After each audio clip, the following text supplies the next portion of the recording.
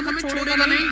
अबे पुल्लू तेरे साथ काम करने में मुझे बहुत मजा आता है। अरे मालिक मैं कारीगर ही इतना अच्छा हूँ। अबे साली ये क्या कर रहा है तुझे यहाँ से ईंट लाने के लिए किसने बोला? सारा काम खराब कर दिया। हाँ और पीछे और पीछे और पीछे और रुक जा सबे साले पूरी दीवार गिरा दी तूने। एक काम ढंग से नहीं होता।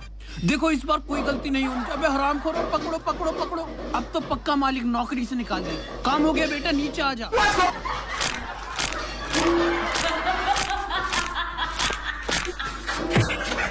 अरे हरामखोर मेरी उंगलियों का तो भरता बन गया। चलो ना पापा तुम तो फालतू में